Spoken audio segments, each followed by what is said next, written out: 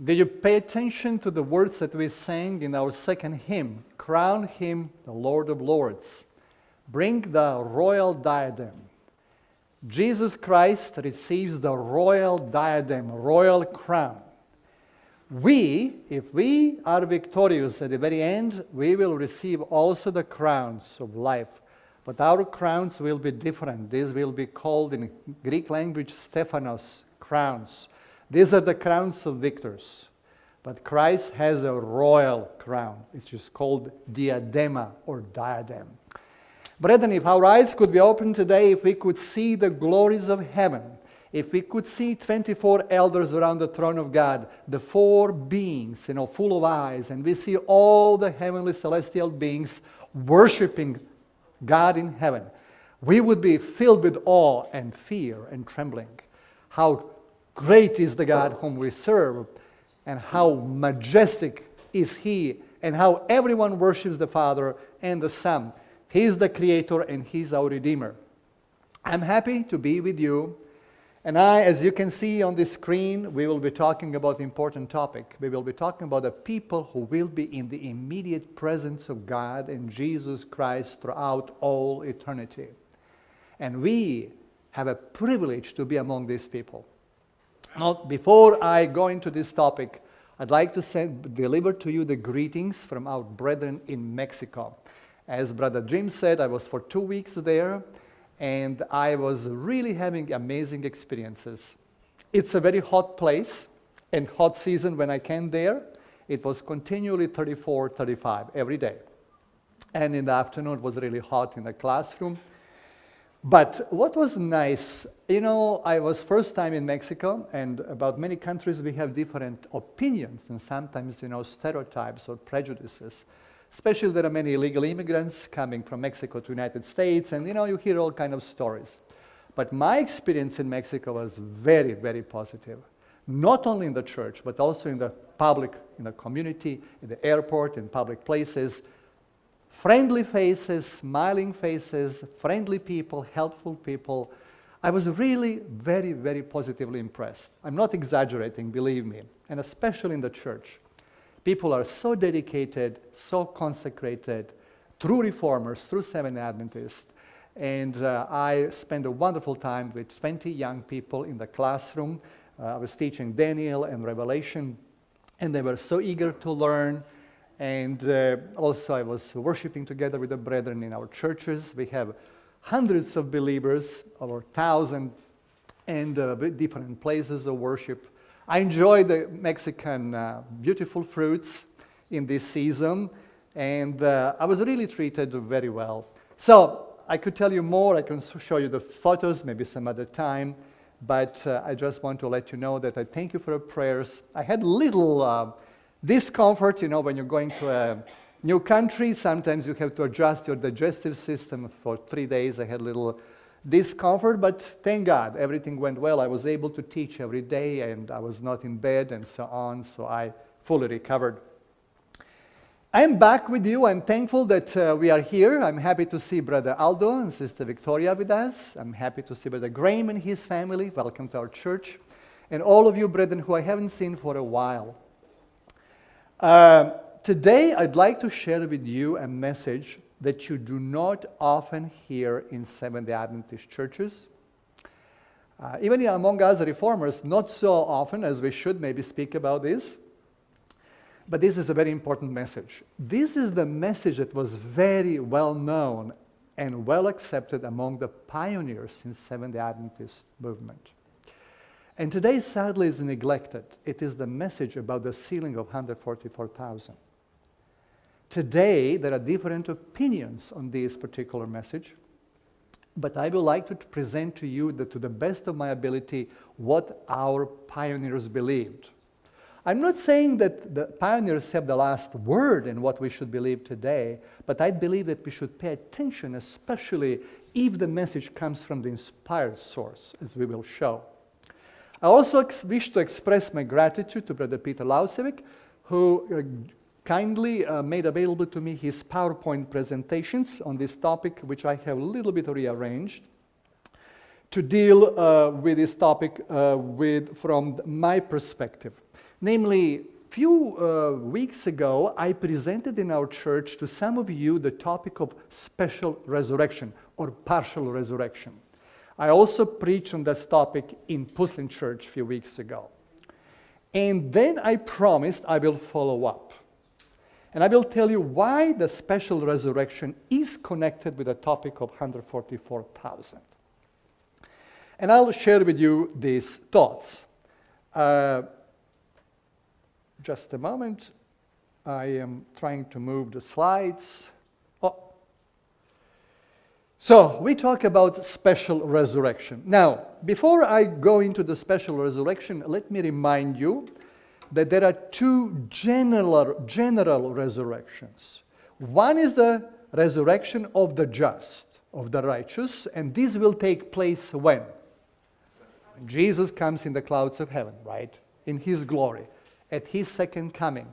He will blow the trumpet, and the saints will rise. And those who are alive will be translated. And simply they will all be caught up in heaven to meet Jesus in the air. Now, there is another general resurrection, which is a resurrection of the evil people, wicked people. And that takes place when? After the 1,000 years, after the millennium, they will be resurrected. But there is another resurrection at which some righteous and some evil people will be resurrected. And that resurrection takes place shortly before the second coming of Christ in the clouds of heaven. And I'd like to share with you just a few scriptural references about this resurrection. Revelation 14:13. Now, look at this. This is a very interesting text, very important text. And I heard a voice from heaven saying unto me, Write, Blessed are the dead which die in the Lord from henceforth. Yea, said the Spirit, that they may rest from their labors, and their works do follow them. The question is, why is the special blessing pronounced upon those who die from a certain point in time? Why? It's a good question. Special blessing. Now, verse 13 is nestled, is placed between verse 12 and verse 14. Now in Revelation 14, verse 12 ends with the third angel's message. And you can read it. And then verse 14 is the second coming of Christ in the clouds of heaven. He's having a sharp sickle. But now, verse 12. Here is the patience of the saints. Here are they that keep the commandments of God and faith of Jesus. So people who keep the commandments of God and faith of Jesus, if they die in Jesus, there is a special blessing pronounced upon them. And then what follows this message? Verse 14, And I looked, and behold, a white cloud, and upon the cloud one sat like unto the Son of Man, having on his head a golden crown, and in his hand a sharp sickle. So Christ is coming in the clouds of heaven to harvest the harvest of the earth. So this is the second coming. So people are gathered by the three angels' messages, and then they are received in the kingdom when the Lord comes in the glory. But if some people die in these three angels' messages, there is a special blessing pronounced upon them. So henceforth means from now on. Henceforth must mean from some point of time. Which time? It must mean from the time the message preceding it began, and it was in 1844. So blessed are those who die from 1844. Now, brethren, that's amazing truth. Why is there a special blessing upon them? We go to, all who die in the Lord are blessed, but those who die from henceforth receive a special blessing. Why? Because they take part in the special resurrection. So you and I, who know the three angels' messages, if we, God, for some, in his infinite wisdom, would permit that we are laid to rest, if we are resurrected among the righteous people, we will be resurrected in a special resurrection. And you will see what is this. Daniel 12, verses 1 and 2. And at that time shall Michael stand up, the great prince which standeth for the children of thy people, and there shall be a time of trouble such as never was since there was a nation even to that same time. This time of trouble refers to the 7 last plagues, when God's mercy will be completely withdrawn from this earth, and when God's wrath, not mingled with grace and mercy, will be poured out upon this earth. And what will happen then? Never was such a trouble. There was a trouble 1260 years, Dark Ages persecution, but this was in duration, and it was affecting only God's people. But this trouble, as never was at the very end, will affect the whole world, 7 last plagues. And what will happen at that time? And at that time, thy people shall be delivered, everyone that shall be found written in the book. So the judgment in heaven will be completed, investigative judgment, and whosever name is retained in the book will be protected. And look what will happen, verse 2. And many of them that sleep in the dust of the earth shall awake, some to everlasting life, and some to shame and everlasting contempt. So in this resurrection, some righteous people will be resurrected, and some evil people will be resurrected at the same time. We call it special resurrection. And then, also in Daniel 12, verse 12, we are told again blessing. Blessed is he that waited and cometh to the 1,305 and 30 days. In chapter 12 of Revelation, we are having several periods. We have 1,260 days, persecution, dark ages. We have 1,290 days or years, and we have 1,335 days or years. Now, I don't have time to go into these prophetic periods, but I'll give you a chart, and you can see how these periods extend. So 1,260 and 1,290 days go from 538 AD to 1798, when papacy received the deadly wound. But 1,335 days reach all the way to 1843, 1844, when the first angel's message began to be proclaimed, the second angel's message followed, and so on. So there is a special blessing upon those who reach 1,335 days. So you see in several scriptures, special blessing attends those who reach that time or who die in that time. Why is there a special blessing for people who live from 1844 onward? That's a question to which I would like to offer an answer. And then we have an example of a person in a special resurrection. This is written in Selected Messages, Book 2, page 263. You heard probably about Brother and Sister Hastings, very devoted pioneer, Adventist, Seventh Adventist. And somehow, suddenly, Sister Hastings had died. And Sister White was shocked also about the news of her death. And look what she wrote to Brother Hastings. Dear brother, I hardly know what to say to you. The news of your wife's death was to me overwhelming. I could hardly believe it and can hardly believe it now.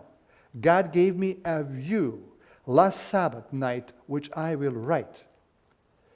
I saw that she was sealed and would come up at the voice of God and stand upon the earth and would be with 144,000. I saw we need not mourn for her. She would rest in the time of trouble, and all that we could mourn for was our loss in being deprived of her company. I saw her death would result in good. So, brethren, this is something to make us think. She saw in a vision, the Lord revealed to her. It was surprising to Sister White what happened, but then the Lord explained that this ultimately will end in good. She will be resting, and she will be resurrected when? In the special resurrection, to join the living saints who will be on the earth. She will be with them with 144,000. Blessed are those who die from henceforth, from 1844 in Third Angel's Message, because their works follow them. They have a special privilege or special privileges. Wow, praise the Lord. So let me go a little bit about this. Why from 1844? Why the three angels' messages are so important? Why? And I'll tell you, many Seventh Adventists do not know this truth. They don't understand how significant is the time in which we live and how precious is the present truth that we have at this time. So what is the sealing work? We have to come to the sealing because Sister was sealed. Sister Hastings was sealed with the seal of the living God, and she will be resurrected in partial resurrection. Now let me read about the sealing in chapter 7 of the book of Revelation. And after these things I saw 4 angels standing on the 4 corners of the earth, holding the 4 winds of the earth, that the wind should not blow on the earth, nor on the sea, nor on any tree. We will look into these verses later on. So God is commanding 4 angels to hold the winds. And I saw another angel ascending from the east, having the seal of the living God. And he cried with a loud voice to the 4 angels to whom it was given to hurt the earth and to the sea. Now God commands a special angel, a mighty angel, coming from the east, and he commands the 4 angels who stand at the 4 corners, holding the winds. What does he tell them? Saying, hurt not the earth, neither the sea, nor the trees, till we have sealed the servants of our God in their foreheads. And I heard the number of them that were sealed, and then you have the number. And I heard the number of them that were sealed, and there were sealed 144,000 of all the tribes of the children of Israel. So there are people who are being sealed while the winds of destruction. We will see what are these winds. Winds represent the wars, military conflicts, and natural disasters are being held that the work of sealing would not be prevented. Now, we identify God's people and teaches us who is our God. In Ezekiel 20:20, what is not a question? I will, again, not have enough time to give you full support, biblical support for the statements I will make, but I will just make reference. What is the seal of God? Very important question. 144,000 are sealed. What is the seal of God? Ezekiel 20:20. And hallow my Sabbaths, and they shall be a sign between me and you, that you may know that I am the Lord your God. So what is a special sign between God and his people?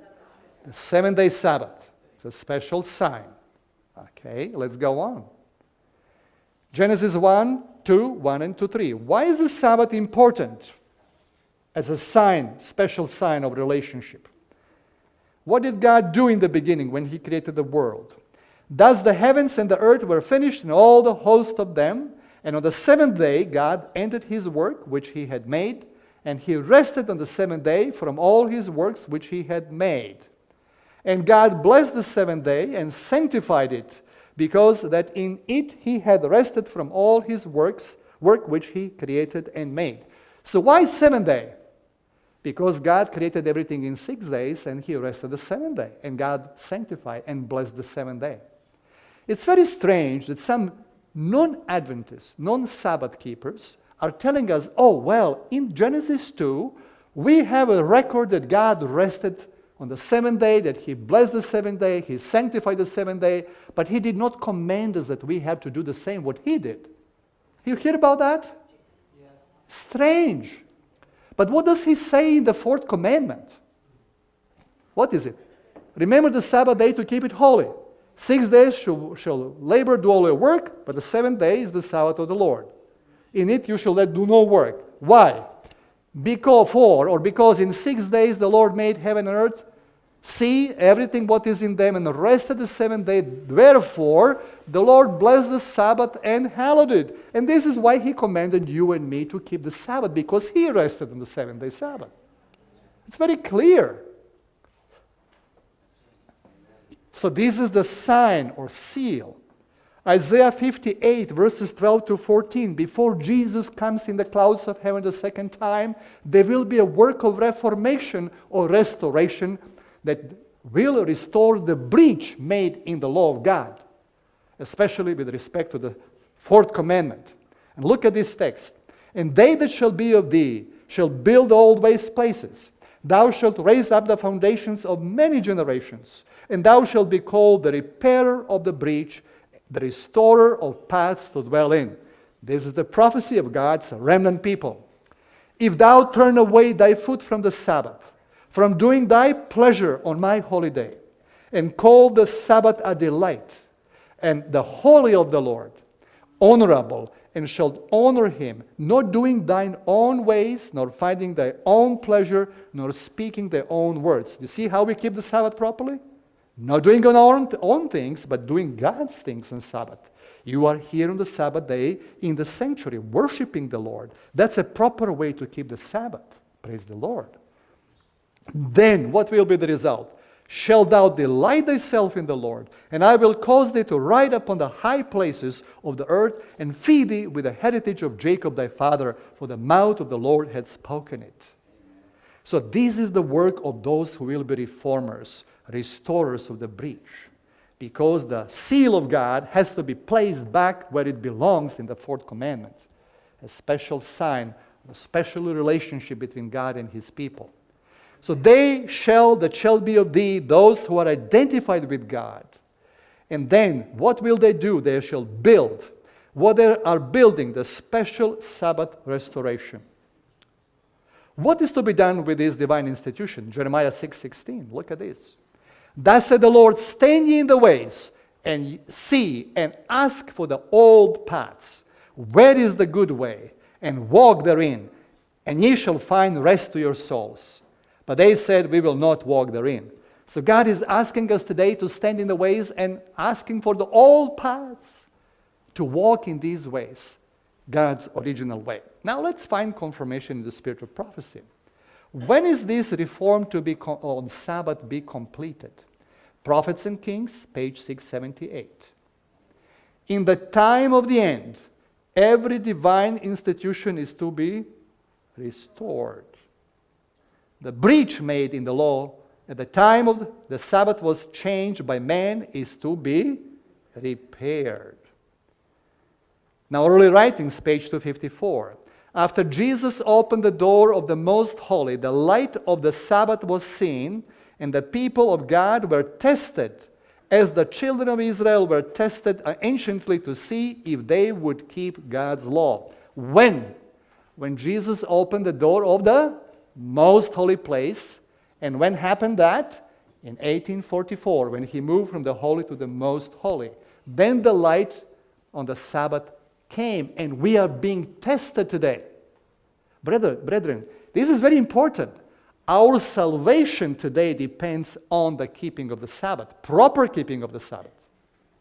I want to make sure before I go further that we are not mistaken. Many people say to us, oh, you believe you're a legalist. You believe you keep the Sabbath and you will be saved. That's a completely mistaken understanding of what Sabbath means to us. Sabbath is the seal. And what is the seal? What is the meaning of the seal? Seal is an instrument by which you authenticate the content of a certain document, that it originates from the proper source, and that form and content are in order, satisfactory. So when we talk about proper Sabbath keeping, we are talking about the whole human being keeping all the commandments, not by our own strength, but to divine grace, the Holy Spirit writing the law in our heart, which means complete, full conformity to the will of God. That is the proper. Sister White says, only holy people can keep the Sabbath day holy. We cannot keep the Sabbath day holy unless we are holy people, and only God can make us holy. So in that sense, Sabbath is the sign of completeness in Jesus Christ, of our full surrender, our full acceptance of God's will for us at this time. That is the meaning of the proper Sabbath keeping. And only then we can receive the seal of God. What about those before that time? Early writings, page 42, 43. I saw that the present test on the Sabbath could not come until the mediation of Jesus in the holy place was finished and he had passed within the second veil. So people who died before were not tested. And she tells us this. Therefore, Christians who fell asleep before the door was open into the most holy, when the midnight cry was finished at the 7th month, 1844, and who had not kept the true Sabbath, now rest in hope. For they had not the light and the test on the Sabbath, which we now have, since that door was open. I saw that Satan was tempting some of God's people on this point, because so many God's good Christians have fallen asleep in the triumphs of faith and have not kept the true Sabbath. They were doubting about its being a test for us now. They were Millerites, faithful. Brother Stockman, Brother Fitch, died a few days before October 22nd, Brother Fitch. And they're resting in hope. They did not have the light on this, but now we have the light and we are being tested. Brethren, keep in mind, what is my point? My point is this. From 1844 and the years following closely, when the light came on the Sabbath, this is a new stage, new phase in the plan of salvation. And the special responsibilities and special privileges are bestowed to people who live in this time. Now, after the 7th month, which means 1844, we are having a new situation. And then we have the seal of God. What does the seal of God contain? God's name, God's title, the Creator, and God's territory of His rule. Heaven, earth, and sea. What is the Sabbath to make it so important? Testimonies for the Church, volume 8, page 117. The sign or seal of God is revealed in the observance of the seventh-day Sabbath, the Lord's memorial of creation. All who keep the 7 days signify by this act that they are worshippers of who? Jehovah. Today, this is the line of distinction between true Israel of God and those who are not true Israel of God. Is the 7-day Sabbath. Because the seal of God is in the Sabbath day. So why are the whole three angels' messages so important? What is the purpose of the third angel's message? Look at this, Testimonies for the Church, volume 8, page 94. The message of the third angel is to prepare a people to stand in these days of peril. Preparing people to stand in these days. What are we to do with this vital message? It is to be proclaimed with a loud voice and is to accomplish a work which few realize.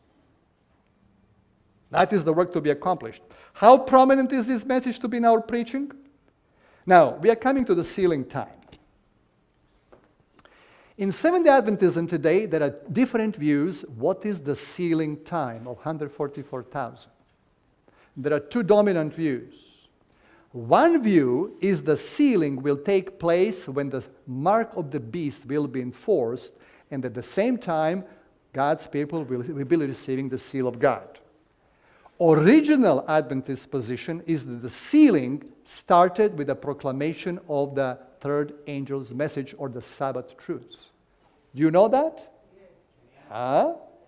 Now, the rest of my sermon will be dealing when did the sealing begin of 144,000? That's a very important question. Because some Adventists are today saying, oh, well, we are not in the sealing time yet. It is in the future. So we are not being sealed today. False. We are living right now in the sealing time. Right now. And this was the belief of early Adventists. Let's go a little bit before I come to the sealing to very quickly chronology of the four angels holding back four winds. Now, before you come to Revelation 7, which is the sealing, because you are having seven seals, and the seals are in chapter 6 of Revelation.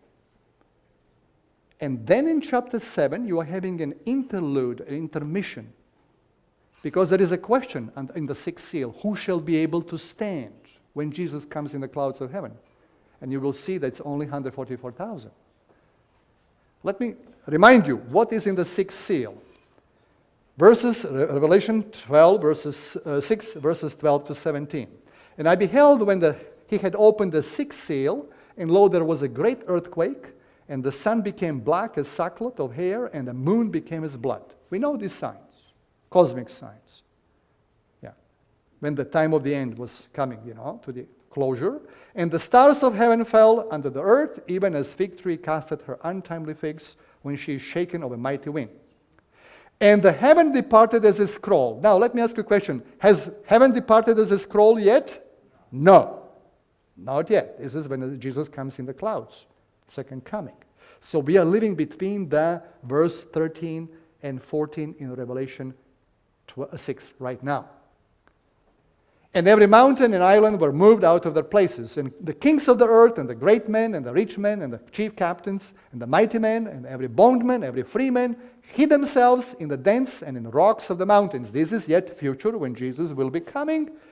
All people will be terrified in fear.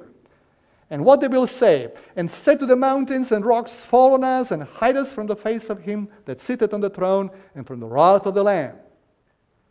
And now notice the question in the last verse.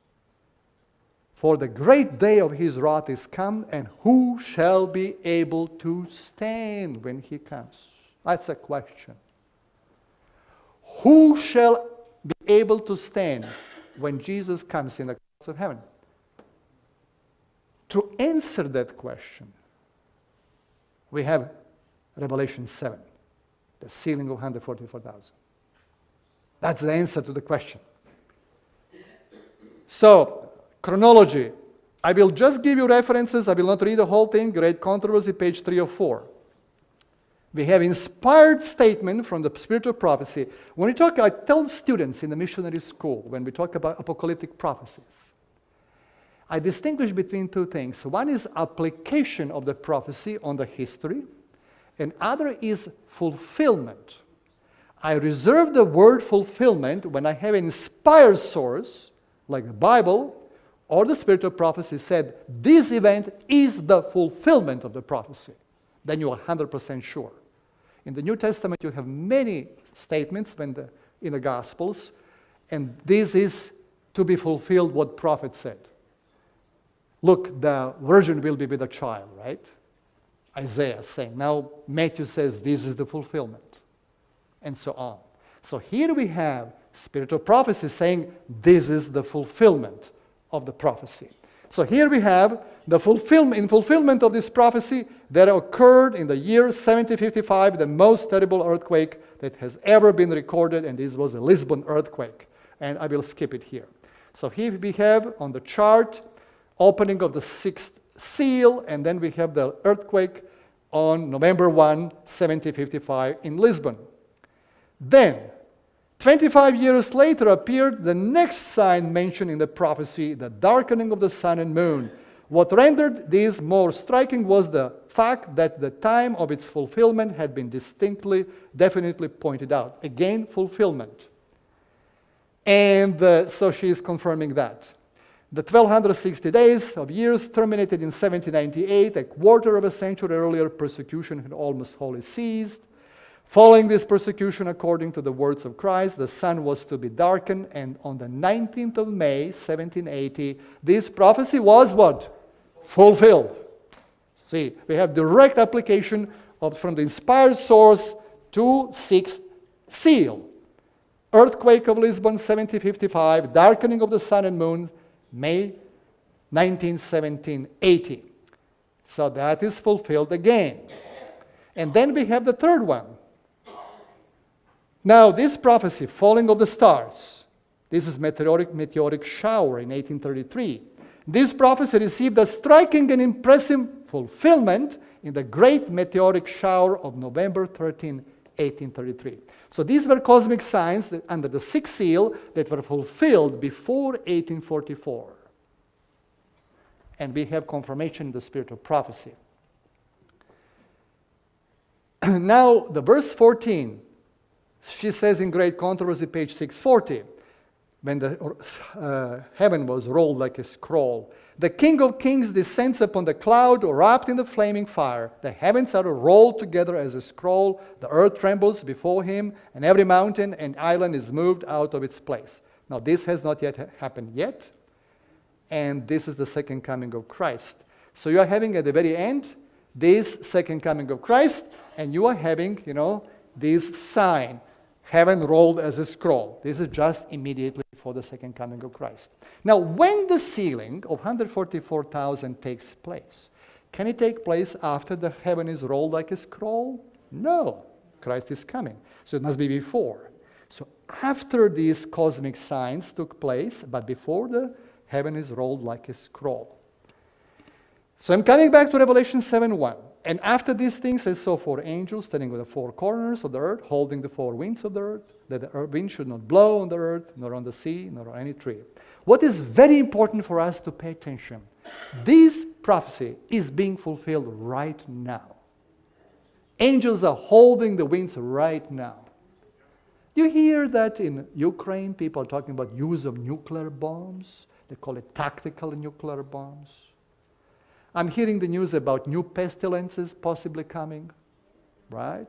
They're talking about avian flu, which is much more deadly than what we had with coronavirus. Who knows what is coming? But angels are holding the winds right now. And then Daniel spake and said, I saw in my vision by night, and behold, the 4 winds of the heavens strove upon the great sea. What are the winds in the Bible representing? Right. Yeah, we have in Jeremiah 25. The whirlwind shall be raised up from the coast of the earth, and the slain of the Lord shall be at that day from one end of the earth unto the other. It's military conflicts. Now, Testimonies to Ministers, page 444, we have definition, what are the winds? John says the elements of nature, earthquake, tempest, and political strife, represented as being held by 4 angels. See? These winds are under control until God gives the word to let them go. There is a safety of God's church. Safety because God controls the winds. But at some point they will let go. He will let them go. And then verse 3, Revelation 7:3. Hurt not the earth, neither the sea, nor the trees, till we have sealed the servants of our God in their foreheads. Now, brethren, that is extremely important to pay attention to. Winds are held back until the people of God are sealed, 144,000. Now the question is, when is this sealing taking place? I saw 4 angels who had work to do on the earth and were on their way to accomplish it. Jesus was clothed with priestly garments. He gazed in pity on the remnant, then raised his hands and with a voice of deep pity cried, My blood, Father, my blood, my blood, my blood. This is early writings, page 38. So Christ is pleading with the Father because he sees you and me not yet sealed, not yet ready, not yet purified, not yet cleansed. In the Sabbath school today, we had a beautiful lesson about character transformation, character development, becoming like Jesus Christ today. This is our work. How do we communicate with each other? How do we think about each other? How do we feel about the world around us? Are we having a burden for souls to warn the people of the plagues that are coming?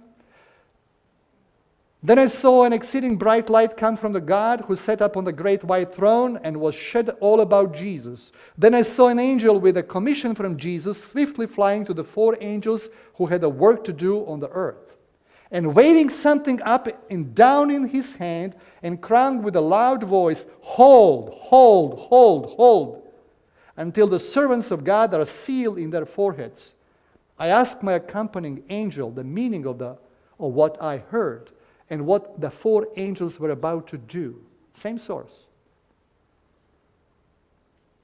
He said to me that it was God that restrained the powers, and that he gave his angels charge over things on the earth. That the 4 angels had power from God to hold the 4 winds, and that they were about to let them go. We had the First World War, we had the Second World War, almost, But while their hands were loosening and the 4 winds were about to blow, the merciful eye of Jesus gazed on the remnant that were not sealed.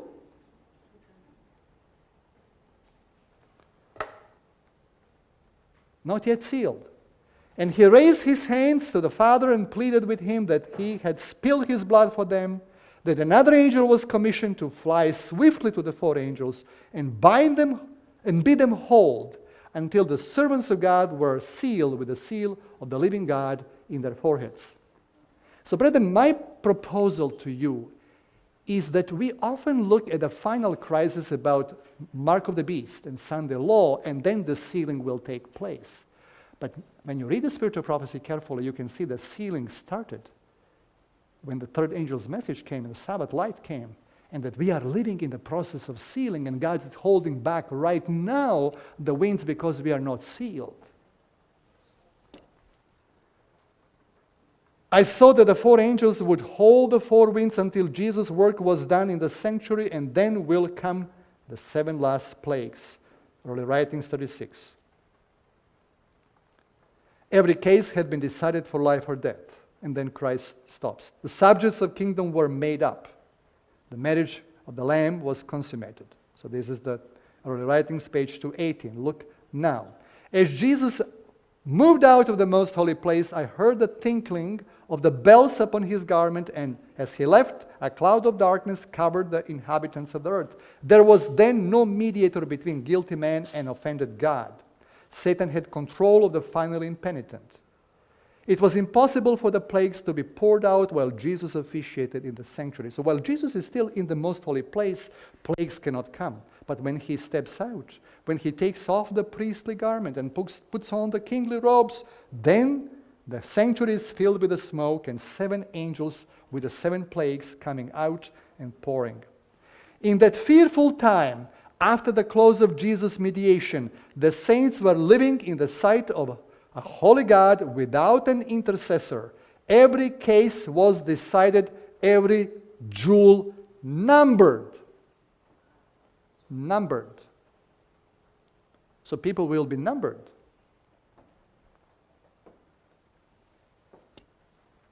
Therefore, the sealing work cannot take place after the heavens depart as a scroll. So this must be before. So sealing work is finished when Jesus leaves the sanctuary. And then four winds blow. These are seven last plagues. But sealing takes place before that, of 144,000.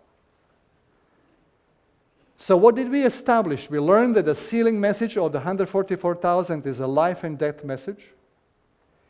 When souls are starving, we are to present to them the sealing message because it is the bread in due season.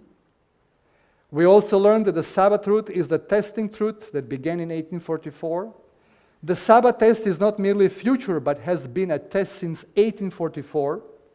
The final test for Seventh-day Adventists is regarding the Spirit of Prophecy.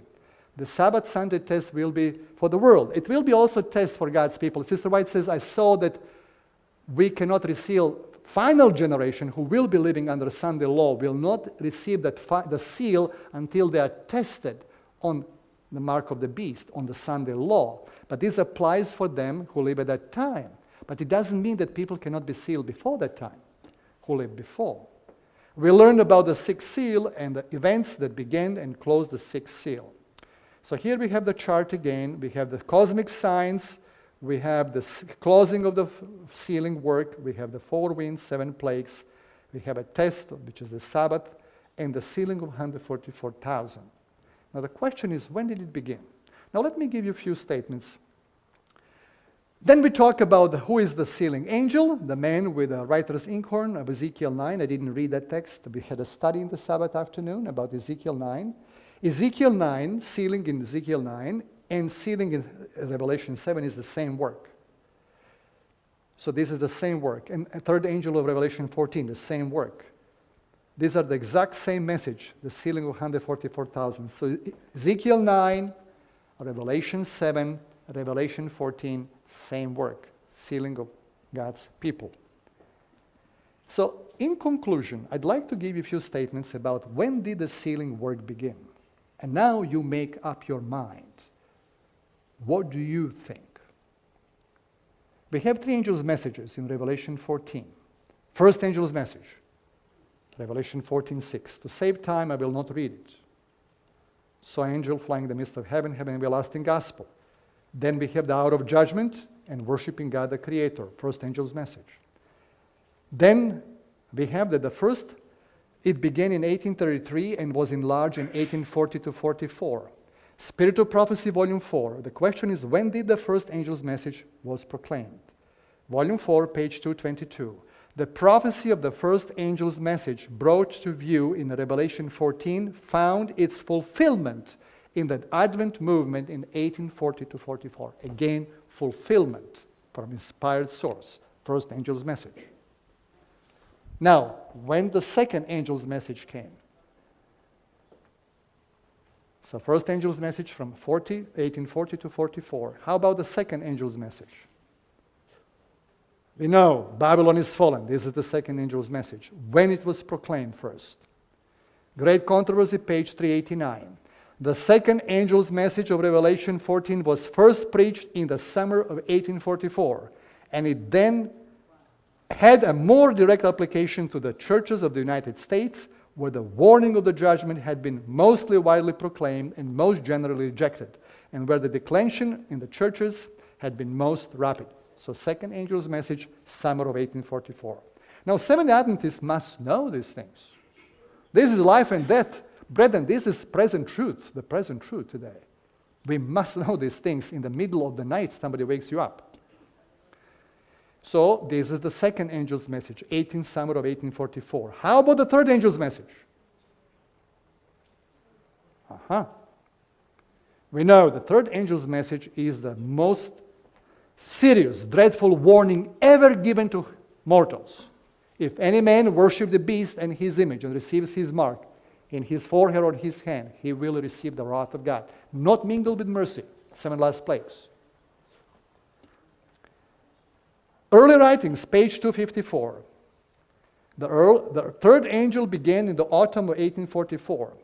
As the ministration of Jesus closed in the holy place, and he passed into the holiest and stood before the ark containing the law of God, he sent another mighty angel with a third message to the world. When Christ moved from holy to the most holy place, he sent an angel with a special message, which is the third angel. This is from the autumn 1844. So we now know the third angel came in the end of 1844, third angel's message. We can see it on the chart. Now, let me just mention one more thing. This is the sealing angel. He is also the mightiest of all angels. The angels of God do his bidding, holding back the winds of the earth, that the wind should not blow on the earth, nor the sea, nor the tree, until the servants of God should be sealed in their foreheads. The mighty angel is seen ascending from the east or sun rising. This mightiest of angels has in his hand the seal of the living God, or of him who alone can give life, who can inscribe upon the foreheads the mark of inscription, to whom shall be granted immortality, eternal life. It is the voice of this highest angel that had authority to command the four angels to keep in check the four winds until this work was performed and until he should give the summons to let them loose. Now, let's see again. Early writings, page 118. I then saw the third angel, said my accompanying angel, fearful is his work, awful is his mission. He is the angel that is to select the wheat from the tares and seal or bind the wheat for the heavenly gardener. These things should engross the whole mind, the whole attention. So what is the work of the third angel? To seal. He has the seal of God. He has the Sabbath truth. And when the third angel started his mission? When Jesus moved from the holy to the most holy place, which means from 1844. We are in the time of sealing right now. Look at this. The Lord has shown me that precious souls are starving and dying for want of the present sealing truth to the meat in due season, and that the swift messenger should speed on their way and feed the flock with the present truth. She wrote this, many years ago. It's a sealing truth. Third angel. And people are starving in the churches. They don't understand the sealing message. And I saw another angel ascending from the east, having the seal of the living God. This is the third angel. Look at this. I will not have time now to go through this. If you go to Live Sketches in page 116, Ellen White gives account how this message came, how she received the vision, how she encouraged Brother James White to start a paper, to write, and she said, people will send donations and this message will go in the world. This will be a small light in the beginning, but this is the ceiling light, and it will grow higher, greater and greater, like a sun in the morning. This is, Ellen White again was taken off in vision. She then began to describe the Sabbath light, which was the sealing truth. She said, it arose from the rising of the sun and arose back there in weakness, but light after light has shone upon it until the Sabbath truth is clear, weighty, and mighty. It will never set, and so on. This is a glorious sealing Sabbath. She saw many interesting things about this glorious sealing Sabbath, and so on. Now look in the early writings, page 85. This view was given in 1847 when there was but very few of the Advent brethren observing the Sabbath. She says in New England, there were about whole of New England, about 50 people in 1847. And I will skip this. Look at this vision, 1848. At a meeting held in Dorchester, Massachusetts, November 1848, I had been given a view of the proclamation of the sealing message and of the duty of the brethren to publish the light that was shining upon our pathway. Sealing message. And then she said, the streams of light that were clear around the world. I saw that the present test on the Sabbath could not come. I mentioned this. And those who sleep, I will not repeat this text, they are safe. Satan is now, look at this statement, Satan is now using every device in this sealing time to keep the minds of God's people from the present sealing truth and to cause them to waver. What did she say? When did she live? In the present sealing time. Not the future time, present time. I saw a covering that God was drawing over his people to protect them in the time of trouble. And every soul that was decided on the truth and was pure in heart was to be covered with the covering of the Almighty. Covering is being drawn at that time, in 1840s and 50s. Satan knew this, and he was at work in mighty power to keep the minds of as many people as he possibly could, wavering and unsettled on the truth. I saw that Satan was at work in these ways to distract, deceive, and draw away God's people just now. When? When? In this sealing time. I will stop here.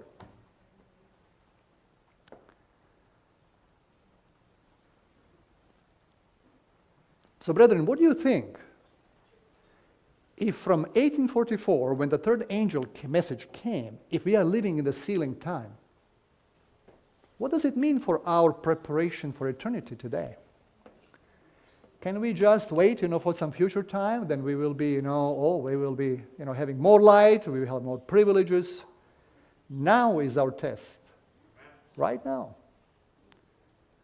I gave you a lot of references. In the afternoon, if you're interested, we can look more closely at some texts and compare the scriptures. But this was the belief of early Adventists. This is why special blessing is pronounced upon those who die from henceforth. When the third angel's message came, there is a special blessing because these people are sealed, like Sister Hastings and some other people. They will be resurrected in a special resurrection. They will join the living saints. So, I don't want to go much further. I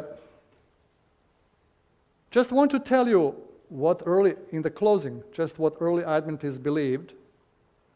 Very quickly. There are amazing things here that I didn't share with you. And I don't have time at this hour, but I just want to share with you what some of them said.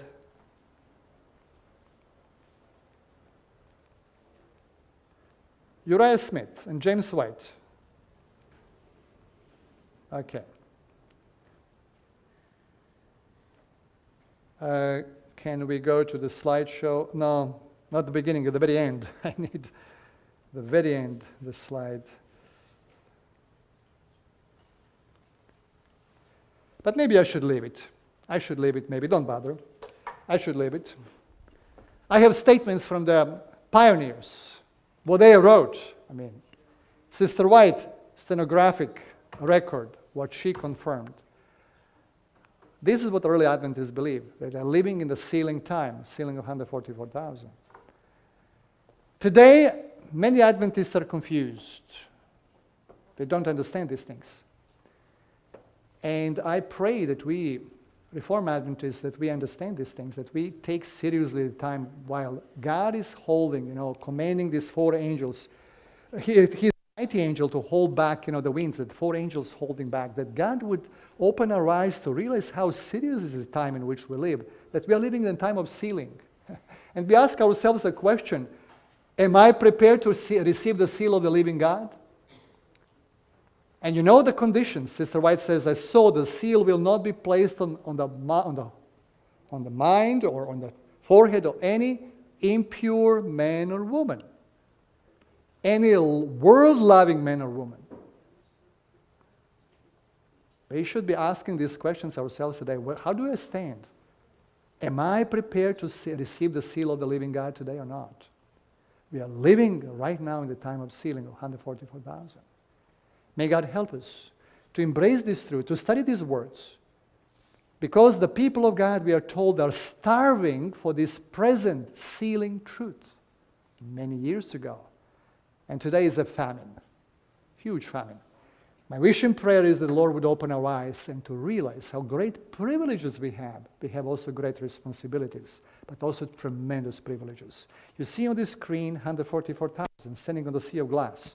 You and I, Sister White told us, strive with all God-given power to be what? Among the 144,000. Because we are living in this time. May this be our experience. May we know the truth. And may this truth make us free. May God help us in this noble task. Amen.